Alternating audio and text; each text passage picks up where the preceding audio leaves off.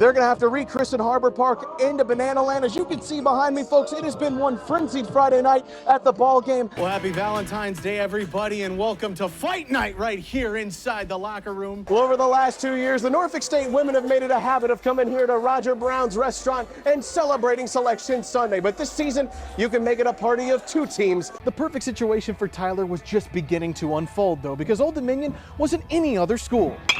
That's because his brother Thomas, who's in the same class, had already spent a year with the Monarchs. The shirt that Under Armour is giving its teams this March Madness simply reads, "Doubt us," a phrase that has now seemingly fit the Old Dominion men like a glove. He needs just one more big fly to break the Cavaliers' single-season home run record at 24, a number that conveniently sits right here in right field. Franklin is a town of a little more than 8,000 people, and Rob Cutchin's group feels like they've heard from every one of them over the last week. The Commanders kicking off training camp with the theme of change surrounding the organization, only this time it's not new direction off the field, but rather new leadership on it. There have been 2 points of relief for Jeff Jones this week. The first officially announcing his retirement as the head coach of Old Dominion on Monday. The second in learning that Mike Jones would be his successor. When you walk into Bruton High School's football stadium, it is a lovely scene in the background with the forest surrounding the new football turf here. But for the last 20 plus years, the Panthers have been looking for any way to get out of the woods. But what would it be like to make a grand entrance in front of a packed house in your hometown? That's what Keyshawn, Kelvin, and Keon Davis are going to do tonight here on this top-ranked boxing card. So I want to take you through what this walkway is going to be like when they enter into their hometown scope. Spending a summer evening out at Harbor Park is an easy way to unwind and relax from the stresses of work or life itself. But for 2 kids in Hampton Roads, a trip to a Tides game this past week wasn't just about cheering on the hometown team. It's their latest venture for 2 pals who have had each other's backs in the fight of their lives. There's nothing quite like a day at the ballpark. He knows. Especially for Maya Carmine and Colton Hartraft. I get to watch my very first baseball game out here in a field, and I get to be with my buddy Colton. This is a friendship, almost like big brother, little sister, formed through the toughest of circumstances.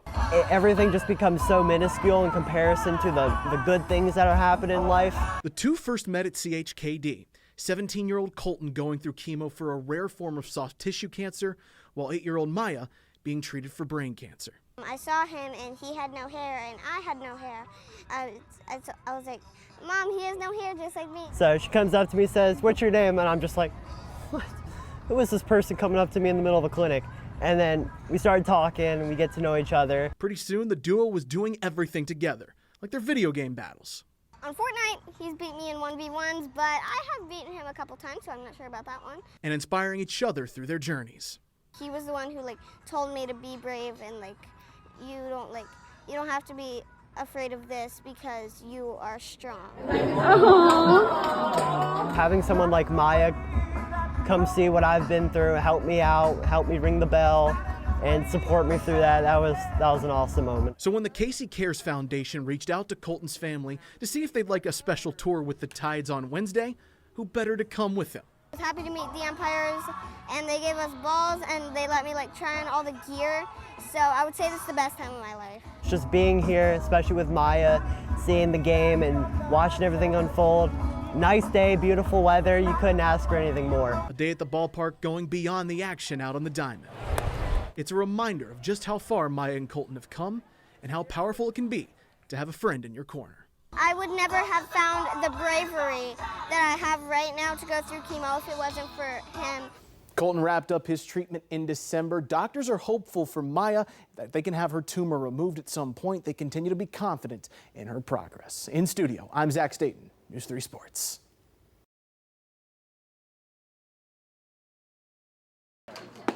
Few things in life bring Gus Cheverati more joy than baseball. Something the 6th grader credits to his dad, Matt. We went to the Houston's Astros game right before when we were in MD Anderson. He told me how to throw the ball and hit the ball better. Matt wasn't just a coach. He was a loving father, a devoted husband, and one of Virginia Beach Fire Department's very best. He was somebody that everyone liked. Oh, he's dedicated. That mentality was pushed to the edge when he was diagnosed with thyroid cancer last year. In the face of life-threatening adversity, Matt's dedication never wavered. When Matt wasn't feeling so well, he was still able to get out there in the backyard and sit in the chair and set up balls on the tee. Before his sickness, during his sickness, there was never a down time for Matt. Matt did not sit still. Chevarotti's battle ended on April 17th, passing away at just 44 years old. It's still hard for me to talk about right now, actually, without getting choked up. I don't want to call it a new normal, but Gus and I are learning how to do life with, without Matt being there. He was like awesome. I miss him a lot, but What do you miss the most about your dad? him, But just as it brought Gus and Matt closer, baseball uniting a community around the Chevarottis. Kempsville Pony Baseball honoring Matt on Saturday. Gus's team wearing a special uniform with his father's Engine 7 logo shown, a donation made to the Chevarotti family, and with a baseball signed by his team, Gus throwing out the first pitch. How much does this day mean to you to be able to honor your dad? a lot, like a lot. Those trips to the ball field won't be the same for Gus without his biggest fan. But every time he steps on the diamond now, he has his father's love in his heart and a community's everlasting embrace. There's no doubt in my mind that Matt's not here watching his son right now.